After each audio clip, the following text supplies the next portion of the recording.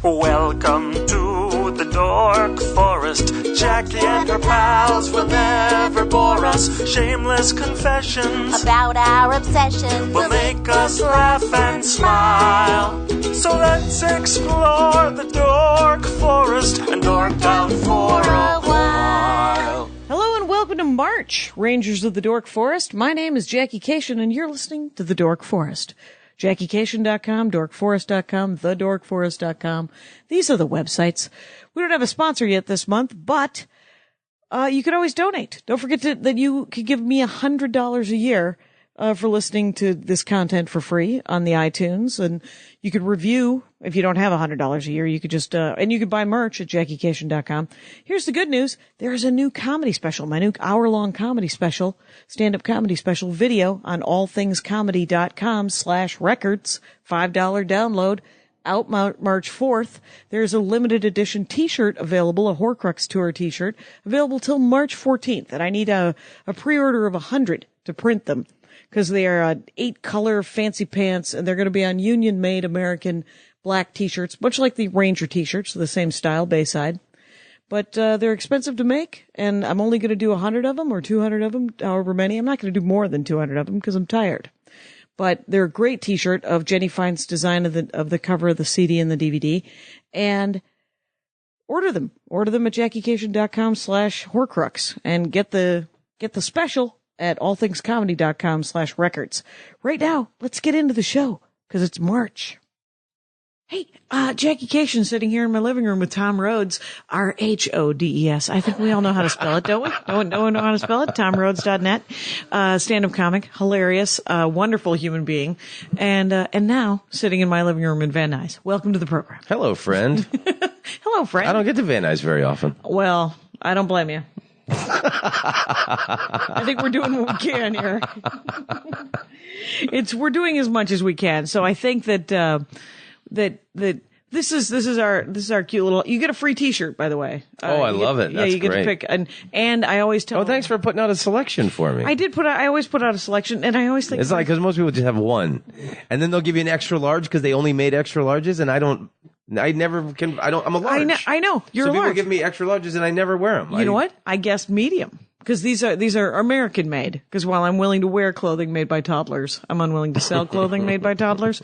So they run big because they're made by Americans. They're gorgeous. Who also run big. So yeah, and then you just pick a style. We're rotund people. We're a big folk. We're well fed. That's what I think. I think if I were to be smaller, we are the masters of evolution. And the luck of the draw, my friends, the luck of the draw, as the Indians like to say. Not us. We're not as lucky. Thanks for the blankets. Thanks for the blankets. Don't forget to write. And yeah. So but I always tell people that you're more than welcome if you have more than enough T-shirts in your life. If you're a T-shirt wearer, you don't have to take one. So, but you're more than welcome to take one. I love it. I think the show's a brilliant concept, and I would be proud to wear your emblem on my chest. Excellent. There you go. And so let's talk about what is the dorkdom of Tom Rhodes. What do you like to do? You just told me, you were like, should I reveal it before the show? Yeah, I didn't know if, you wanted an authentic surprise moment when we were recording. Oh, I would have looked up stuff, but you know what? No one will be surprised that I don't know things. It's a very small section on it used to be more prominent on my website, but now I think you have to go to photos to find it. Okay. I have this strange obsession that I like to go to graves of people that I admire. You visit the graves of people that have passed away before us, that you admire. Yeah, I don't know. I think my life has been a never-ending search for heroes. Okay. And the first love of my adult life, I lived with a Parisian girl in San Francisco. C'est vrai.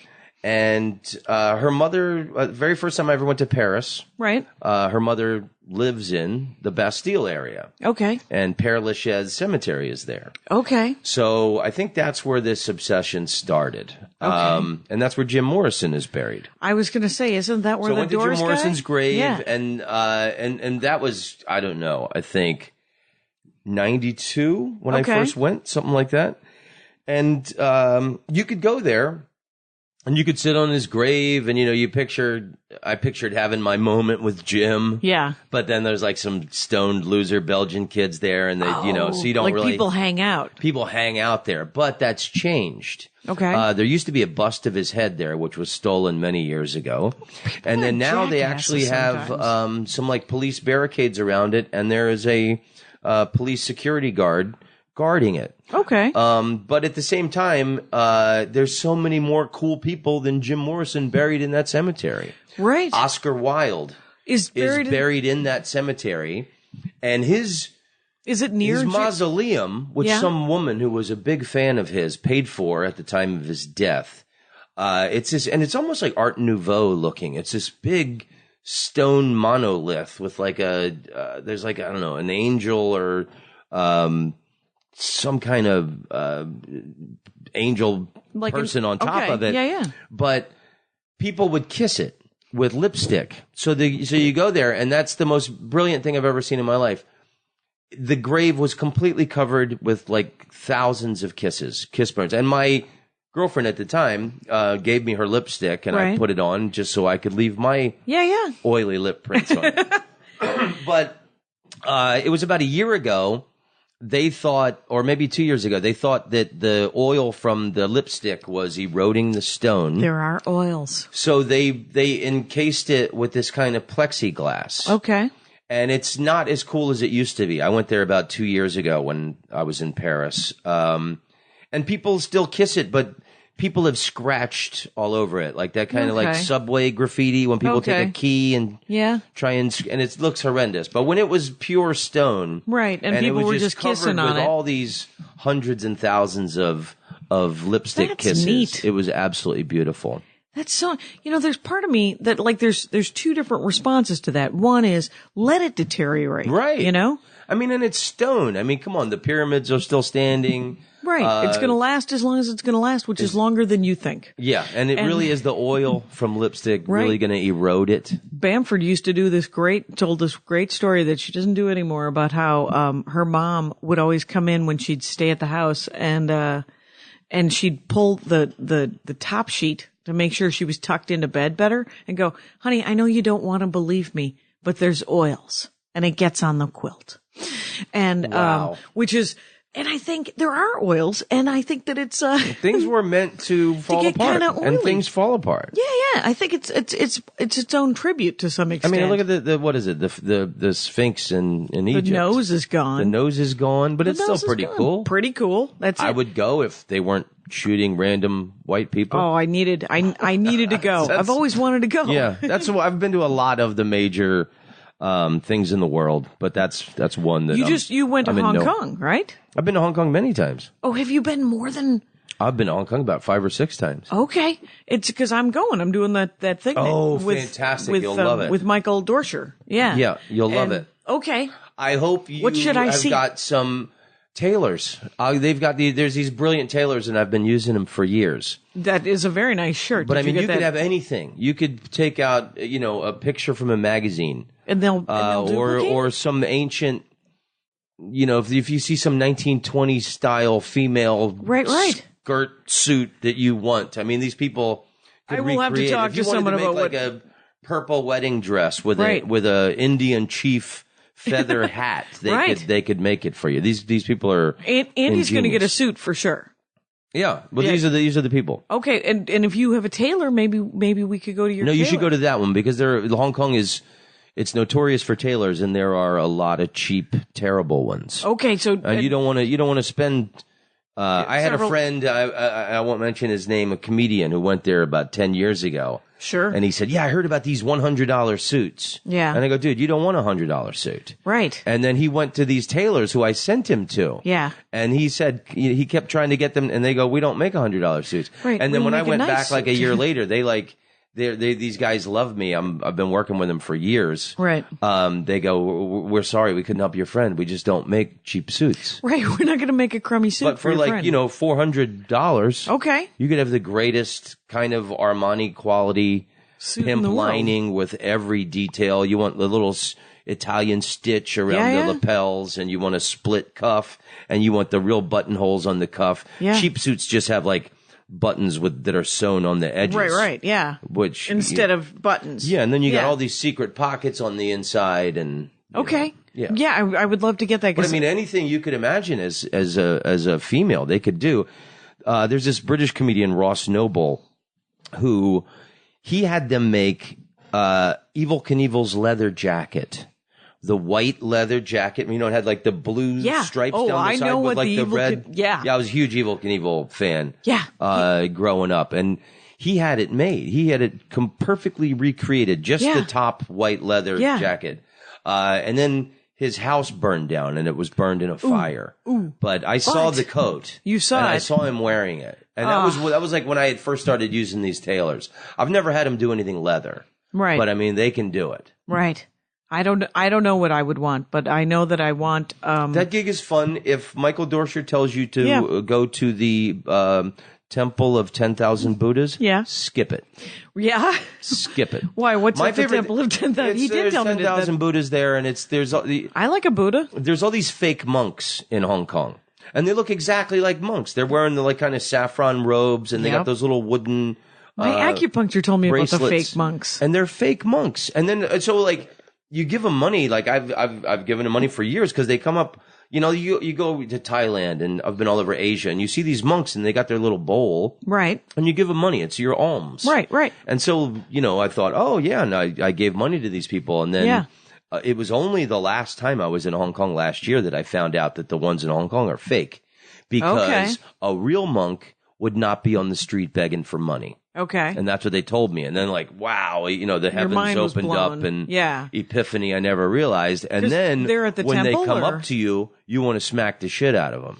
Right. And then when they keep coming up to you as you're traveling around Hong Kong and like, you're going to start getting angry. You're like, hey, you little imposter. So at the Temple of 10,000 Buddhas, there's signs that says, don't give money to the fake monks. Okay. Real monks wouldn't be begging. Okay.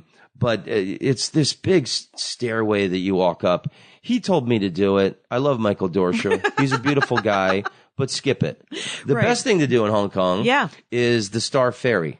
Okay. Which goes across Victoria Harbor to the Kowloon side. It costs 25 cents. That sounds lovely. And you've got the most spectacular view of Hong Kong. And then on the Kowloon side, they've got this Walk of Fame of Hong Kong cinema. Okay. And there's a brilliant statue of Bruce Lee over there. Okay. Yeah. And that's the side that the tailors are on. There's the best shopping is on the Kowloon side. Okay. Yeah. I'm my acupuncturist, she was like, well, that Hong Kong's fine. You got to go to Beijing. And I was like, so you grew up in the mainland? And she's like, yes. And I like Beijing. Beijing's awesome. Sure. I'm sure it's amazing. There's a great gig there too, run by Des Bishop. They do it. I did it after that Hong Kong thing. Are you not doing the China tour? No. Because you can do Shanghai. Yeah. It's this guy, Turner Sparks, who runs that. And they're kind of working together with Michael Dorsher. Linking people up. Yeah, I think And Des Bishop he's American from New York, but his parents are of Irish descent. So he went to university in Dublin, and then he started his comedy career there. Okay. He's actually a big star. He's done 5 television series for Irish television. Okay. And then he did this last series where he wanted to go to Beijing, live for a year, learn Mandarin, and do stand-up comedy in Mandarin. Okay. He loved it so much he stayed. Oh, that's... And so he's there, and he's doing comedy in Chinese. I went with him to this open mic night, and he comes off and he goes, man, I had a bad set. I'm like, are you kidding me? You just did it in Chinese. Right. For 10 minutes, you were speaking Mandarin. Yeah, that's insane. And he's like, I had a tough set. Are you kidding me?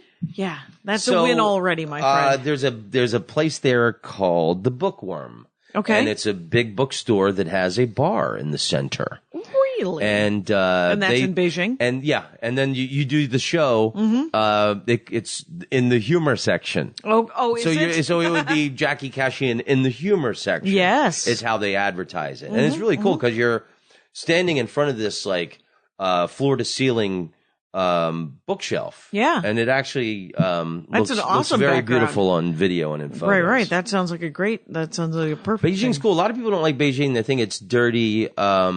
I'm a communist at heart. I think Beijing is really awesome. Awesome. And there's a street there where they have everything fried on a stick. They got weird things like maggot and snake Right. and scorpion. Have you tried? But they also do bananas and strawberries. Oh, fair enough. Have you tried the weird? I took a little nibble of the scorpion. Okay, That was it. And that was plenty. That was plenty. Yeah, I was with this very large British comedian who ate everything, and I have a video of if you look Tom Rhodes Beijing, you'll see that street. Yeah. It's, you know what? I'm willing to stand next to someone trying everything. That was me. That was Yeah. great. That's fine. That was me. That'll do it. Just sit there and go, wow, wow.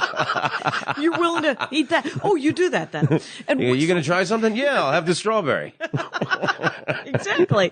Turns out there's fruits and vegetables. Mm-hmm. What are there graves over in Beijing that you went to, or anything over there that you got to No, see? I didn't check that out. In Like, where's Bruce Hong Lee Kong, buried, they have I really, wonder? Hong Kong is so limited with space. Oh, right. Where you're going to stay at the La Meridian, Okay. which is a little away from the center. I mean, Hong Kong is the only place comparable to New York City Right. as far as scale of skyscrapers and stuff.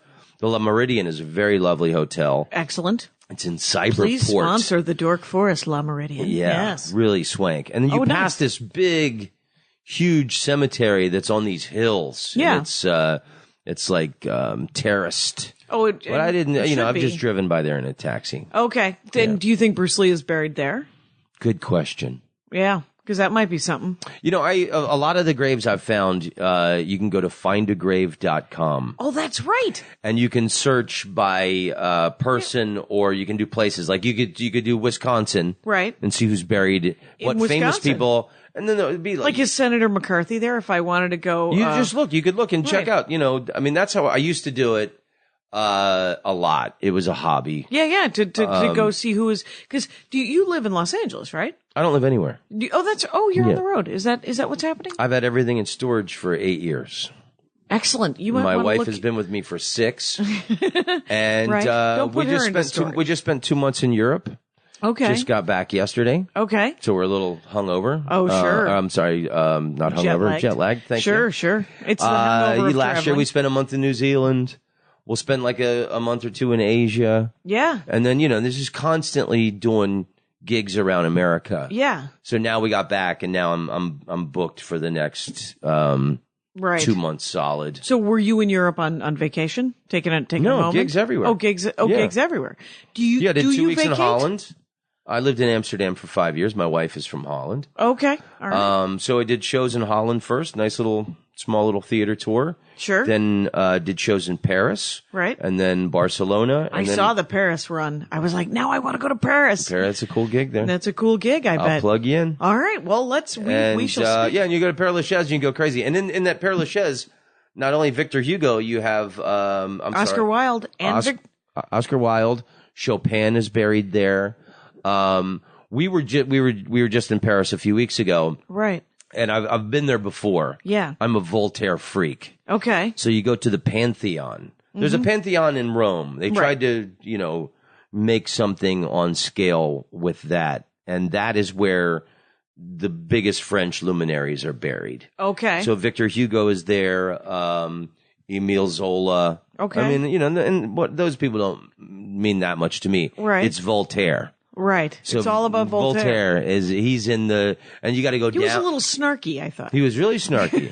His quotes were brilliant. Yes. God is a comedian playing in front of an audience too afraid to laugh. Yeah. Now, if that is isn't a worth going great to the line. guy's grave, Yeah, checking out. Yeah, if that's you a can- great line. If you can get people to believe in absurdities, you can get them to commit atrocities. The guy just absolute brilliant. Yeah. And then when he died, priests dug up his body and burned his bones, apparently. So I'm not sure. Maybe it's the ashes that are there. Oh, Who knows? right. Or maybe it was where he was. That's just something initially- that I heard. Yeah, and you don't need to know that the body's there, do you? Yeah, I mean, it doesn't hurt. It doesn't hurt. I mean, it's a nice marker. Yeah. You're just like, because I like, the plaques in New York when you run into a plaque. Oh, yeah. Like Or- this happened there. Right. Or somebody lived here. Yeah, Right. London is great for that. They've got, there's the blue plates in London. Are there blue plates? Yeah, that's their historical Oh, that's markers awesome. all over London. I love a historical marker because it's just more stories, Yeah. And Who do you ever go to the Forest Lawn here in Los Angeles? Have you ever been to any of that? No, and I went to that Hollywood Forever years ago, but it was before I kind of started this obsession. Okay. Because some of the first ones I did, after that I played in Kansas City years ago. Right. And I went to Charlie Parker's grave. Okay. And I was with a African American comedian from Kansas City who was opening for me, and he took me just because he was like, "Man, I'm from Kansas City, and I've never been there." He goes, "I have to drive you. It's my duty. Right. I'm ashamed. I've never even thought to go there." Right. And it was some old African American Right. It was cemetery that actually had, abandoned couches and washing machines at the perimeters. Oh, interesting. Maybe it's changed. So it wasn't a great neighborhood, is what you're saying? No, wasn't an ideal neighborhood. No, Yeah. and then the grave itself was, I cleaned it up a little bit. It didn't pretty look, simple. Yeah, Yeah. I mean, the thing is there's not a lot of the only great there's a graveyard in South Milwaukee, Wisconsin, where my grandmother is buried, and my great uncle Haji, who has a great story. But he used to have it was back in the day where they'd embed like a little locket with a picture on it. Oh yeah. I've seen those. Yeah, and I remember when I was a little kid, his picture was on it. But when I went back in college, someone had stolen it or knocked it off or something. And it's, things aren't going to last forever. And we have the picture, in life. Right. So it's not like we don't have it, but it was. Do you like older graveyards, or is it's the people really? It's more the people. And So what do you do? Do you go? I've been at Jimi Hendrix's grave. Okay. Which is in Renton, Washington, outside of Seattle. Okay. And it used to be a really just a small, basic rectangle. Okay. And it was on this side section of the cemetery. And I went back a couple years ago. They've since dug him up and his family because he was next to his family member. Yes. And they made like kind of a mausoleum. Okay. And so now the plaque that was on the ground is kind of on the propped up on this nice, like marble columned kind of mausoleum. And then all of his family, I guess, his dad, grandparents, and whoever whatever, else of the Hendrix family is there. Yeah. I was in Tulsa long time ago and went to Sam Kinnison's grave. I was going to say, isn't Kinnison buried there? Yeah. And I was doing this absolutely horrendous gig that no longer exists. Well, that's for the best. Tulsa. And then it was like, and it's like it wasn't the Tulsa Comedy Club, was it? Yes. Up by the praying hands of Orson Scott Card. That was the one. Orson Welles. That was the one. That was the one. On his grave it says in any other lifetime he would have been a prophet. Oh. In San Pedro, California, right next to Los Angeles by Long Beach, is Charles Bukowski's buried there. And he's got that kind of flat, rectangular grave. And on his grave it says, "Don't try." That's a guy who gave 20%. He's like workaholism, not his Dallas, problem. I went to Mickey Mantle's grave. And he's in this section of kind of... not where they have cremation things where they got kind of, I guess, the drawers. Yeah. So he's in kind of like one of those enclosed little buildings. Yeah. And on his grave it says, "A great teammate," which, the Mickey Mantle? The subliminal thing that's not said is shitty husband, shitty father. The unspoken rest of it. Yeah, because he was all about his team and getting drunk and, screwing around on his wife. Yeah. But I mean, you meet people and you're just like, that guy is working or that woman or whatever, that person is working really hard at their career and at their life, and they're making sure that they are good to everyone around them in their career. But then you think, but to be married to that person, right. to try to go out with that person would not be great. Right. It's not. So. Did you ever see that HBO movie that Billy Crystal made called 61 Asterisk? No. And it was about when Roger Maris broke Babe Ruth's home run record. Okay. And Roger Maris and Mickey Mantle were neck and neck that whole season. Okay. One of them was going to break it. And everybody wanted Mickey Mantle to break it because everybody loved him. Yeah. And Roger Maris was from North Dakota. They thought he was a hayseed. Right, a he rube. didn't fit in New York. Right. And the press just his hair was falling out. He was just so stressed. Oh. And he would like smoke cigarettes in the dugout. You could do that back then. That's awesome. And Mickey Mantle and Roger Maris was, he's a good family guy. He's calling his wife every night. Mickey Mantle's out getting drunk every night. And the actor who played him was brilliant. He's going, everywhere I go, Mickey, have a drink. Mickey, have a drink. This is a hard town not to have a drink in. That is awesome. And what did Billy Crystal play in the damn thing? He just directed it and produced it. Oh, okay. Yeah. Oh, because I wanted him to play like Brilliant movie. And it was HBO. Original? Okay. I own the DVD. It's in storage. Oh, that's awesome. Yeah. Absolutely love that. So is it music and sports, baseball that drew you to these people? Or like, what do you know about? Well, I mean, like I lived in Amsterdam and I've always been obsessed with Rembrandt Okay. and the life of Rembrandt and the Vestakerk. Okay. It's the West Church. Yes. They really name things so cleverly there. There's the New Church, which is like 400 years old, but it's called the New Church. Oh, sure. And then on the west part of the city is the West Church. Anyway, Classic. Rembrandt was buried in the floor. They did that back then right, with right. really special Of the floor of the church, luminaries in the floor of the church. I think I saw that in Italy. They buried him. Yeah. And a few hundred years or 100 years, sometime after Rembrandt was long dead, the people of Amsterdam, someone decided that he wouldn't be important and he wouldn't be remembered. So they dug up his body and he's buried in a mass grave in Diemen, which is like what Rancho Cucamonga is to Los Angeles. Okay. So just like some weird suburb. So strange. Of So Amsterdam. I went to that church because I had read that was where he was buried. And then Yeah. I went up to, one of the guys working in the church docent and I'm like, dudes? Yeah. where's the Rembrandt? I don't see it. I heard he was buried there. And then the guy that worked there told me, oh yeah, well, he was dug up.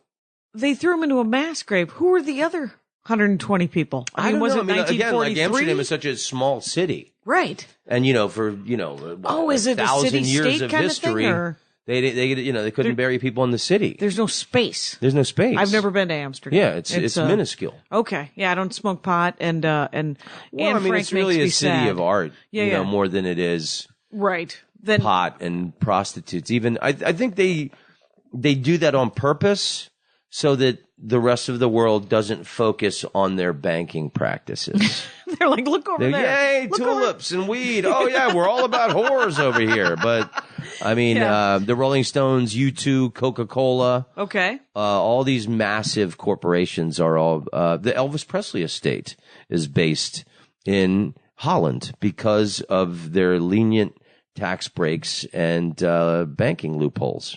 Interesting. Yep. I'm the man that's going to tell you this kind of thing. That's right. That's what I needed to know because you hear about the Swiss, man. Those guys have terrible PR. They just got the knives and the yodeling. But And the good cough drops. they have a pretty good cough drop situation happening. Ricola. But all right. So the Dutch, the only thing I know about the Dutch is the sabotage is the origin of the word sabotage was when the factory workers would throw their wooden shoes into the woodworks into the factory churning things, and then everybody get half a day while they fix the machine, and it was called sabotage. I did not know that. Yep. I don't know. I think I learned that at my hippie t-shirt company, Northern Sun Merchandising, Berserk folks. comes from like Norway, and that what's They're doing? The Norwegians? I know. The Norwegians created the word berserk. Maybe I'll look it up. Put it Somebody, I forget what it is, but if yeah. I'd be so smart if I knew that. So who's so there's good looking graves, right? Yeah. People who have sweet looking graves, and then there's what are the best looking graves you've seen offhand that you can remember? Well, I mean, Père Lachaise is artwork. They're just beautiful statues. And Okay. so a lot of families had these big, huge, like a monument, and monuments, then they're and the whole surrounding them, family's right? buried in it. And then you got these epic statues all over it. In Buenos Aires, Argentina, my mother's from Buenos Aires. I've got cousins there. I've been down there like 3 times. Okay. The Recoleta Cemetery, Eva Perón is in there, Oh, but that's she's like neat. kind of in a small, kind of humble thing. But the Why do I would have thought she would have been taxidermied? I don't know why. just like standing there, Right, just Well, standing there looking beautiful. Yeah. And going, don't worry about it. that one also is like Père Lachaise, where I mean, it would be worth it just to go there for the photos. Right. I mean, just the statues, and one was like some teenage girl died, and there's a statue of her and her dog, Aw. and they're almost sweet. like little houses. Okay. These little mausoleums where people are buried. And Yeah. that Recoleta Cemetery is absolutely breathtaking. Like in Los Angeles, I to go to Forest Lawn, Right. or like the Hollywood Forever thing, I thought that was too easy. When Right. I lived in Los Angeles the last time, like 9 years ago, Sure. I was looking up. I was living on Wilshire Boulevard in Koreatown, which was okay for a year. Right. It can be all right if there's a doorman I building. like to be discriminated against. As a white person, it's very rare that I get discriminated against. Right, But right. if you're in Koreatown, they treat you like a jackass if you're not Korean. Right. The Koreans Like, would. There was a guy that there was a copy shop where you could send faxes and stuff, Yeah. and this guy pretended like he didn't speak English to me. I'm like, are you kidding me?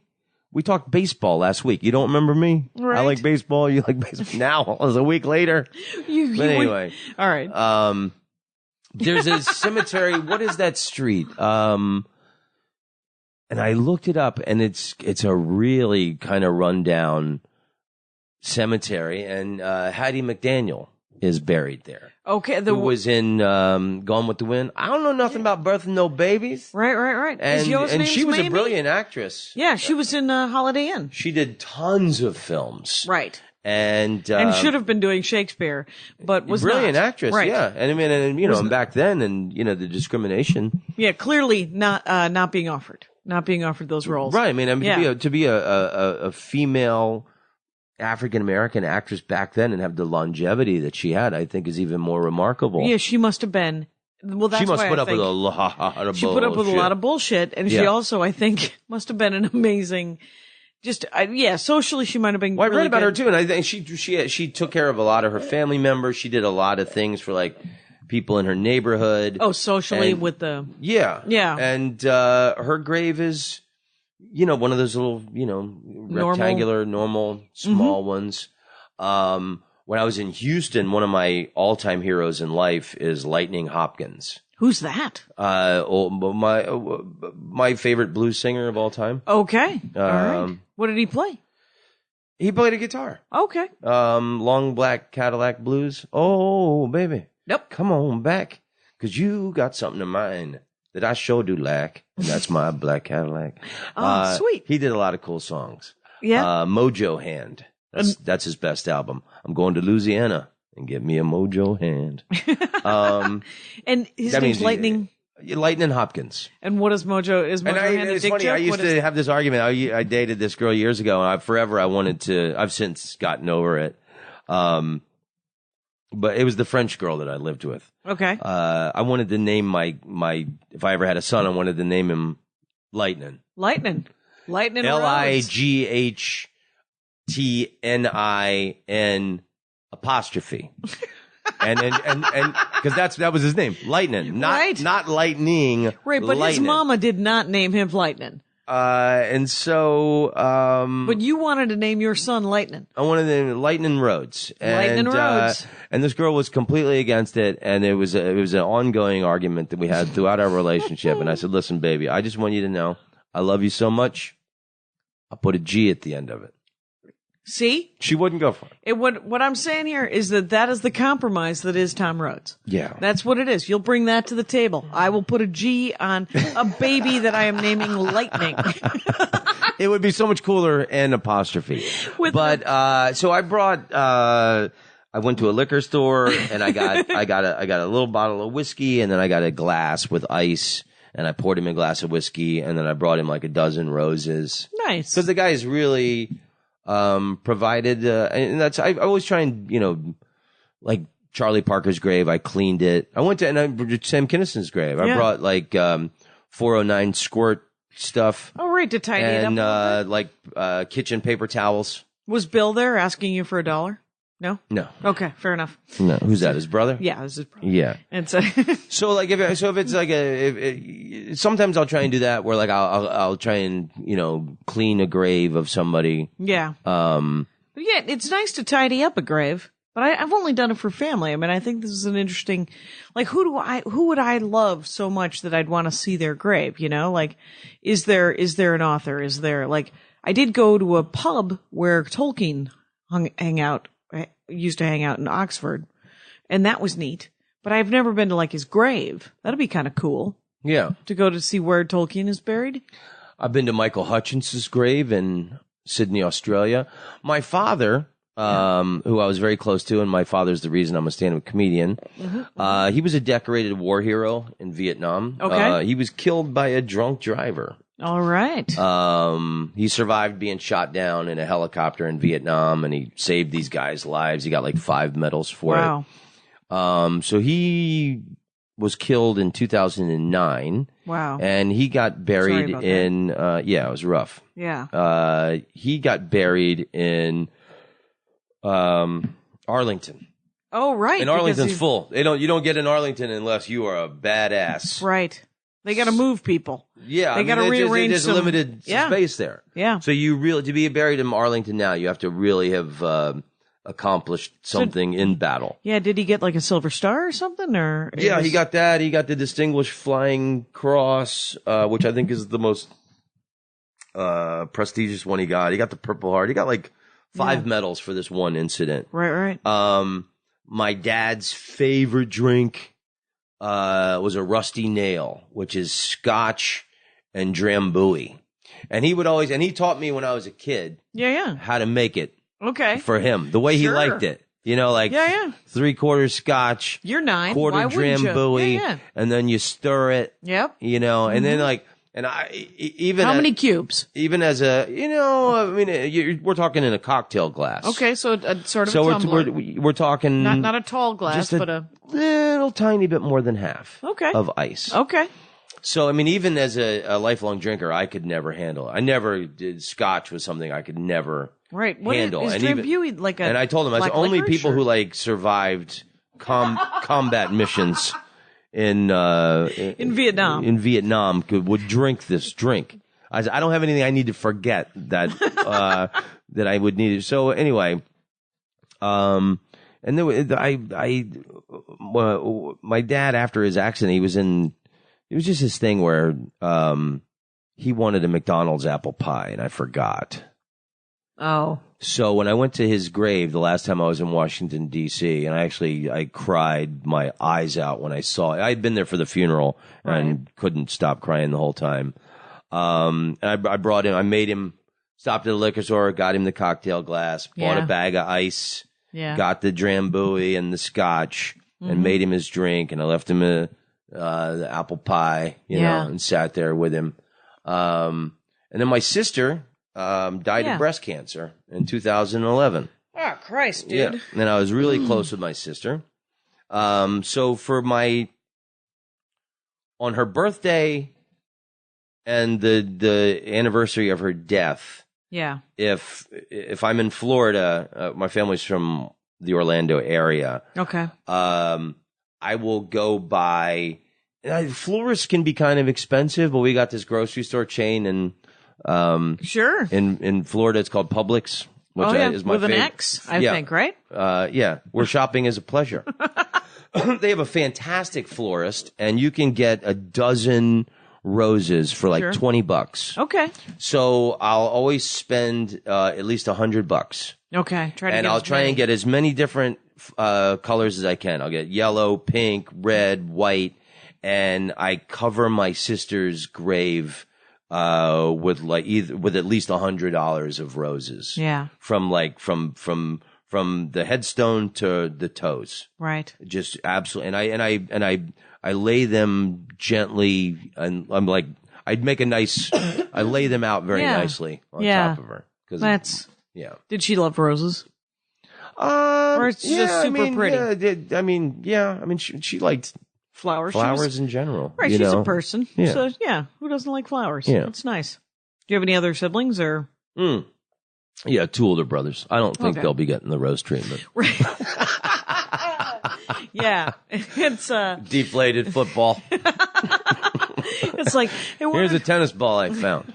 Here's this thing. Well, and it's funny, the thing about going to the graves that I've always, like there's certain ones like Lightning Hopkins, Hattie McDaniel, Michael Hutchence. Who's Michael Hutchence? He was the lead singer of In Excess. Thank you very much. Died of autoerotic all asphyxiation. Musical reference. So there's been graves like those where you've got a massive cemetery, right, and you don't know where it is. Oh, right. So you have to wander pretty much the whole, and row by row, up and down, really until you can find it. Yeah. Especially like the really ghetto one where Charlie Parker is and Hattie McDaniel. There's no like office. Right. Because a lot of cemeteries have an office, and you go, hey, where is this grave? And then they give you a little map and you can find it. That's pretty easy. But a lot of times, you just wonder. And the thing about it is that I always enjoyed, the thing about the exercise is that you're walking through these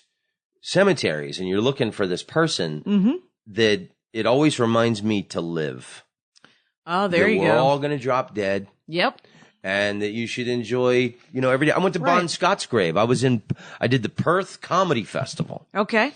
And Bon Scott was the original lead singer of AC/DC. Thank you very much. Which helped me get through high school without killing anybody. Oh, good. Instead of like getting into some fights, I would go home and listen to like Powerage and Highway to Hell. And some people shredding, man. Just bringing it. Bringing it. Mm-hmm. So I put flowers on his grave. I mean, I always try and at least bring flowers. Yeah. These people. So this obsession started before anyone that that I loved and was close to me had died. Okay.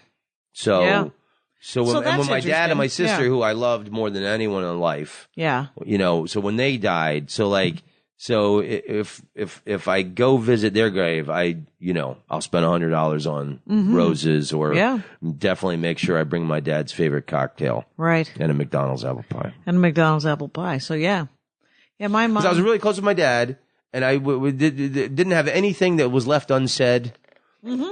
There was no bad feelings between us. Good. It was just this one stupid moment where I forgot an apple pie, and that's was that? It was after because he was in the hospital for like 3 months after he was in this automobile accident. Yeah. And it was touch and go. And right. he loved McDonald's apple pies. And it was like, I know he wasn't mad. Right. It was just this one stupid thing that I forgot. Right. Yeah. But so right, it beats you up. It doesn't. He but no, I think he would think it's hilarious that I bring a fucking apple pie every time. It's like, I just wanted the one. I'm good. Mm. But that's awesome. That's great. Yeah. So, I didn't see where my stepmother died a year and a half ago, and of many years. And so I didn't go to her burial because, her brother, my Uncle Greg, was such a dick to me that I was like, I don't need to see the internment. What I will do is I will go back later, and it took me forever to find it, because it's a big Catholic cemetery in Cudahy, Wisconsin. And I was like, oh, it's gotta be around here somewhere. And so, you go row by row, and and it's interesting. I like to see the older sections of cemeteries. I don't do a lot of I always visit my biological mom and my grandmother and my grandfather in there's a tiny Armenian cemetery in South Milwaukee, Wisconsin, that my dad, he's like, so your mom is there. and then there's a spot for me. I was thinking Nancy could be on the other side, and then if I get married 2 more times, I could just be surrounded by women. And because my father is hilarious. Hilarious. Yes. My Because stepmother. even in death, he wants to look like a playboy. Oh my God. Especially I got in one death. on each arm. Have you noticed this? I think especially in death. I get it. That's hilarious. Right. Well, right after my stepmom died, he goes, I'm going to die. Like the next day. I'm like, Dad, nice making it about you almost immediately. Nice work. And, Well, I mean, why death wait? is kind of removed from our culture, and then, when you're young, you don't realize it. And I mean, and when I had this obsession with these graves, it didn't really, Yeah. And I'm glad you brought up about not going to the funeral, because here's the weird thing. Yeah. I don't go to funerals. Yeah. Hate funerals. Well, And I only went to my father and my sister's funeral because it was my father and my sister. right. And you I can't not remember go when to I was those about, things. my grandmother, who I adored, died when I was like 12. Yeah. And I was tore up about it. Yeah. And I remember the families going to the funeral, and I told my dad, I go, I don't want to go. I don't want to remember her being put in a hole. Right. I want to remember her, and I remember saying this to him as a kid. And so I've held on to that my whole life. People have died that I've known, been friends with, different family members, and I want nothing to do with the funeral. right. And I don't want it in my mind. how about a wake? I don't want it That's in my even the mind worst part. picturing It's the like somebody's the staring at you. casket going into a hole in the ground. Okay. But Do you go to the wake? yeah, something like that. Absolutely. Where they're all made up and sitting in a... I remember I lived In a in New York box? City, 98, 99, when the comedian Jerry Red Wilson died. Okay. Irish Catholic family from Queens, and they had Okay. a wake, and his body was in the living room, Right. and I went to that. But I went to my dad's and my sister's funeral, and those are the only funerals I've ever been to in my life, And because did- it was my did you dad guys and my have sister. wakes? Or No. No, there's no viewing and... No, and my sister didn't want a viewing. Yeah. I don't want a viewing. Yeah. No to those who Yeah. might be involved in Well, you need to specify that. My sister specified. Yeah. And, my sister was Catholic. Our family, we're Catholic most of our lives. yeah. And she specified that. She's like, I'm good. Everyone remember me how I was. That's what I'd prefer. It's, you want to, well, and that's it. I want to remember people for, Yeah. There there was a really nice slideshow with my stepmom and those slides were awesome. Her just laughing and having a good time. And she used to belly Oh, dance. yeah, we took that trip. Yeah, we took that wow, trip. she loved that dress. She loved that thing. Things Yeah. like that. I don't need to see. There's no reason for the propped up. That's a lot. Yeah. And it's good. And my nephew, who was 12 at the time, he comes up to me. He's like, in all of my video games, whenever there are dead people, they always come back to life. Can I not go up to the casket? And I was like, I don't want to go up to the casket. You don't have to go up to the casket. You're a good kid.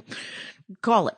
Yeah. And so, I mean, it is weird how we treat death in the culture, because Well, death is removed from our culture. We don't see our meat being slaughtered. Oh, right. We send old people to Soylent Green. what is it called? Old folks homes. Old folks homes to die away from the family. Death is completely removed from our culture. I would love to be someone who was important enough, or people cared about, that somebody would want to come visit my grave the way I've gone to these graves. Right. So Yeah. here's my plan. Oh, what's the plan? If I can afford it, I'd like to have a grave with a jacuzzi.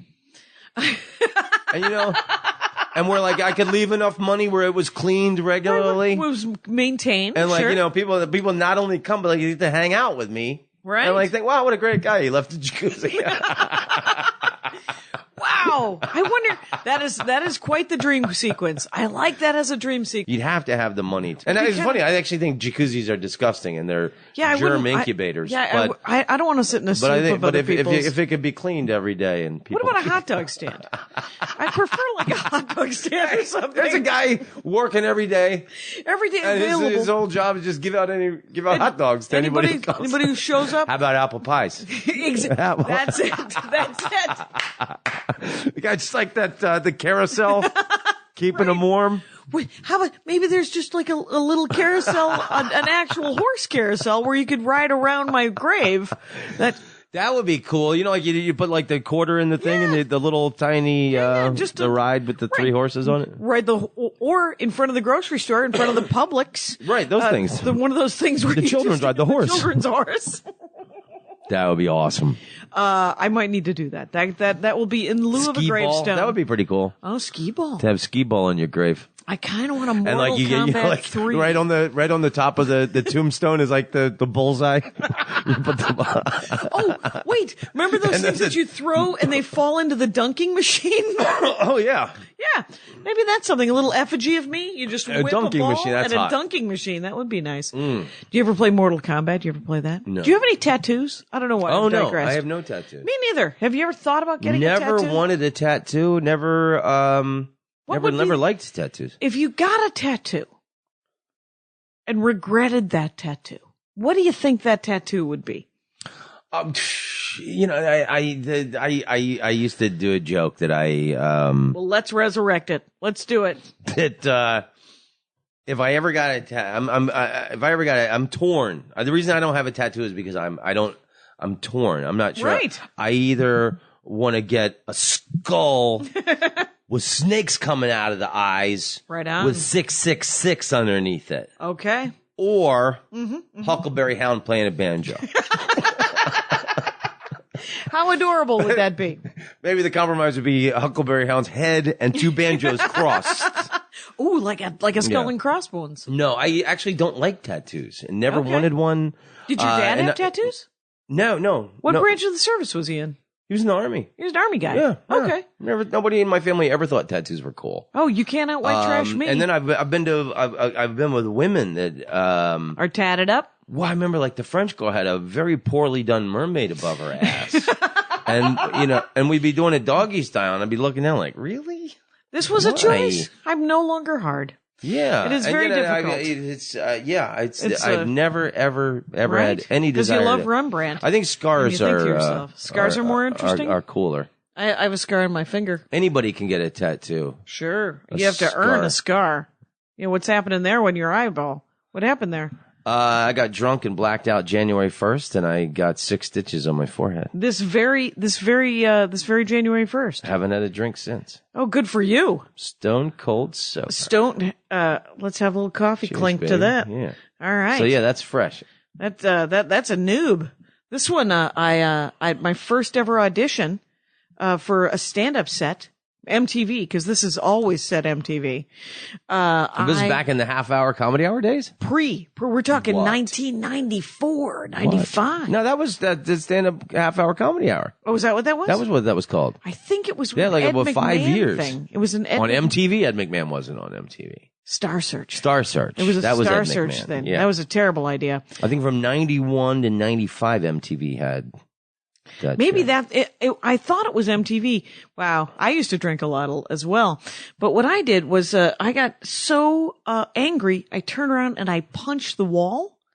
Cause, I'm a man. And, But Star Search would do that to you. Right. I remember that show. it was framed in glass. I hit a picture and it rained down glass on my hand and it cut, in between the 2 tendons, which is why I can still This move is this at the finger. show. This is at the show before I go up. I take a t-shirt from the Comedy Gallery in Minneapolis and I wrap it around my hand and I'm like, can I just go next before I go to the hospital? And they're like, no, you'll be going to the hospital and not going next ever. Wow. So, that was my MTV career cut, very short. Very short. Wow. Couldn't happen to a nicer person. Wow, was I a dick. But it was fine. But it's, but I couldn't. a I scar is remember good. that show, and I remember why I couldn't imagine ever subjecting yourself to that. I remember Brad Garrett won the thing All right. once. That show was so horrendous. It was so bad. so horrendous. Rivaled only by the I Unleashed. couldn't imagine why any comedian would subject himself to that. $500. Why wouldn't you? Yeah. Why wouldn't you want $500? Well, you could blow willing to guys do at the whatever- bus station and keep your dignity. You'd think. Except for that, I always think, I'm like, remember Funny Money? Did you ever do that? The thing Pardo hosted? It was a game show of sorts, and it was on the Game Show Network. And I did that because I needed $400. And I was like, no one's ever going to see it. Who cares? And so it was fine. But what I will say about scars versus tattoos is you're right. You earn them and you learn. Like every time I see that scar, I don't lose my temper. Yeah. It reminds me, oh, right. That worked out. Yeah. Losing my temper. So why don't you keep it together? Well, you're right. Because I look in the mirror now and I see this scar on my forehead. And I go, oh, my drinking days are over. You're good. Yeah, You're good. You I'm don't done. need Had enough. another giant pile of booze. Yeah. It's an interesting, as you get older, you're just like, it's fine. You know, some lessons are just harder to. I kind of wish it would have happened years ago. You Sure. know, I don't. Maybe I wasn't smart enough years ago to have had that epiphany. It's just, but especially being on stage now, Yeah. and I think that's the kind of the main thing. I mean, I love waking up the next day and I'm awake. Yeah. You don't have to spend half the day recovering from a hangover. But I love having total clarity, total recall of jokes. Things, ideas that are swirling in my head. Right. Absolutely loving being on stage right now. What do you love? Do you love the fact that every emotion is real? Do you love that? Like joy is real and pain is real, right? Because you can't dose it. You know, you don't have anything to drown it out with. And you're like, well, I guess I'll be living through this terrible thought process. But then when you get through that terrible thought process, stone cold sober, all you can think is, oh, well, that's over. Thank God that's over. And you did it, right? And you didn't have to drink or drug or, you know. And then my phone likes to ring. Every episode. That's not true, but every couple. It could be Star Search. You finally got your call back. Talk amongst yourselves. Hey, Jackie, Ed McMahon here. He's dead. That would be weird if he called. We were reviewing the tape from 1991 Have you ever and been to decided his we were grave? completely wrong. Yeah, we got the landline just in case the big one hits. And I don't know if the big one hits. I think we're screwed on the landline anyway. But Right, what, in case the cell phone service goes out? right. Wow. Safety mouse, Andy Ashcraft, my fella. He's like, no, it's safer. It's safer to have the landline. And I was like, all right, well, let's have a landline. Do you guys then. also have an apocalypse bunker? We do not. I have some don't water have, in my trunk. Baked beans that'll last 100 years. No, I think I did. We went to the Army Navy store and I bought a bunch of stuff because it was fun. Just in case the big one hits, right? And then I have some really old bottled water in my trunk, just in case I'm trapped somewhere. Do you have an earthquake? No, you don't. I don't live Probably in in storage. You might. Nope. Do you know what's in storage? Let's leave on this. What is in storage? I think the remarkable thing, I mean, I've got weird things. I mean, I've got a massive baseball card collection. Okay. I've got things, because I've been in world travel forever. I mean, Yeah. my storage unit looks like National Geographic. There's like Does it blankets look like Indiana from Peru. Jones? And, Yeah. That's awesome. I got like Hindu, statuettes and yeah. all kinds of strange things. But the remarkable thing when I do get things out of storage will be to see what electronics that I held on. Oh. Because in the last 8 years, do you have any idea what kind of jump in technology? I mean, I probably it's have exponential almost. I probably still have an answering machine. Right. Nobody I have an answering machine. Well, you're one of the few people I know that has a landline. But right, and I'll tell you something that you probably have a mini disc recorder. Do you have a mini disc recorder? Remember those? Mm-mm. Those were back when you were going to when comics were first making their own albums. Right. You got a mini disc recorder and it's digital, but it's not like now you could just do it on your iPhone. Right. And, a CD player and a mini disc recorder and a cassette player and Walkman. Do you have any of that? Yeah, I think there's a Walkman. There might be a Walkman or a Discman. A Discman. Yeah. Yeah, it's going to be interesting. I have an old iPod Touch, and that feels super old. Like the damn thing, it's got to be from 2003, but people are like, well, what do you do with it? And I was like, well, I just plug it into my car. It's amazing. Remember like flip phones? Remember when the flip phone came out? Yeah. I was like, wow, that was so cool. That was the Razor. Yeah. Oh, right. And like, I remember I had one of those way longer than I should have before I got the iPhone. And, there came one point where I was ashamed to pull it out. Right. in public. Oh, but right. when it first came out, it was like, man, this is like Star Trek. Yep. You flip it open. It was like so Star Trek. It was amazing. It's so cool. Tom Rhodes, I love the grave talk. This is awesome. And we will Has anyone make else's dork hobby been associated with death? We had Ghost Radar. We had Ghost okay. Radar, Karen Rontowski and Jen Kirkman here in this very room. Karen said, I have a Ghost Radar on my iPhone, an app called Ghost Radar. You won't want me to open it up here because that'll tell you if there's a ghost in the room. And I said, no, go for it. Hattie McDaniel lived here, and she's hovering over your left shoulder. Turns out it was just a picture of a radar. Boop, boop. And there was indeed a ghost in this room. And then the Ghost Radar app says a word, and Jen Kirkman, it said the word sweater. Or red, I can't remember, but whatever it was, Kirkman goes, oh my God, I have a red sweater in my car. So, we believe what we want to believe is what I'm saying. And, there might be some ghosts in this, but it's more likely a ghost of a 1951 tract house owner, which is when this house was built. I should come up with a grave app. Oh, you should. The findagrave.com?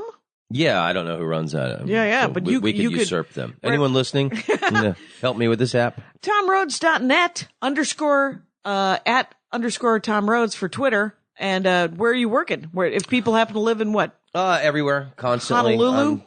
I'm constantly. I got be... shows in Texas, Atlanta, Minneapolis coming up. Oh, right, because you're doing the States right now. Yeah. For a couple of months, right? Yeah. So, yeah, see him. And then I have a little podcast called Tom Rhodes Radio that Jackie Cashin will be on very soon. I'm going to be doing that in about 20 minutes. And you know what I have to plug, people? Feel free to download my new hour special, available at allthingscomedy.com/record/Jackie Cashin. It is called This Will Make an Excellent Horcrux. That's right. Named after a Harry Potter joke. Okay, you're all beloved. Take care of each other out there. Bye. All right. That was great. Thanks so much for listening to the show, you guys. The bonus content, which is Andy and I discussing the show, is available on the apps, the Libsyn sold apps. For some reason, Libsyn is also just posting it for free, so you don't have to buy the app. You can just go to tdf.libsyn.com if you're just downloading it to your iTunes and putting it on some other app to listen to all of the different podcasts that you listen to. So if you want to listen to the bonus content, just go to tdf.libsyn.com, or you can buy the app if you want. And you can also just go to iTunes, by the way, and review the show. iTunes supposedly cares about that. So if you're enjoying the show, and I read them, and that's great. And if you ever want to email me, Jackie@JackieCashin.com. The credits, of course. Patrick Brady's going to fix this audio. Thank you, Patrick. Mike Rickberg composed and sang the intro song. He's going to sing the Mexican hat dance right here in a moment. And Vilmos fixes the website, JackieCashin.com, where, by the way, there is a donation button, JackieCashin.com and DorkForest.com. Feel free to donate. I'd love everyone to give me $100 a year. That is $8.33 a month. I have not figured out a way to make that easy for you. You would have to remember that, or you can just throw me some money. If you don't have any money, that's fine as well. But feel free to talk up the show. And if you would like merch, if you'd like a Dork Forest t-shirt or a CD of my stand-up comedy, or would like to know where I'm doing stand-up, go to JackieCashin.com and hook yourself up. There's also an Amazon banner if you want to, or if you ever order from Amazon, and we all do, go through JackieCashin.com and the Amazon banner. Thanks a lot for listening, everybody. See you next week.